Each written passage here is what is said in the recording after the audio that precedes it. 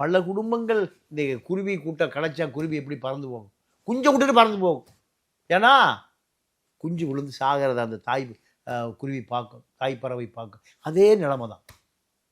நெய்வேலியில் பல குடும்பங்கள் சீரழிஞ்சு சின்னாமணமாய் போச்சு. உழவு செய்து கதிர் அறுப்பதற்கு முன்பே இதயத்தில் ஈரமே இல்லாத அதிகாரி புல்டோஸ் வச்சு அடிச்சான். பார்த்துமா? உயர்நீதிமன்றம் சொல்லி விளைஞ்சுக்க அறுவடை செஞ்ச பிறகு அந்த புல்டோஸ் வச்சு இடத்த எடுக்கடா. இல்லை முடியாது, வேணும்னா அதிகாரி வேணும்னா. உயர்நீதிமன்றம் கல்ல தண்ணி விட்டுது.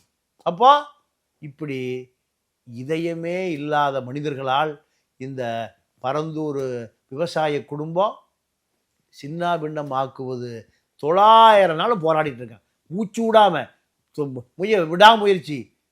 இதுக்கு 900 நாள் கழிச்சு இவர் போறாருன்னா இப்படி ஒரு தலைவர் இந்த சமூகத்துக்கு தேவையே இல்லை என்பதுதான் என்னுடைய கருத்து.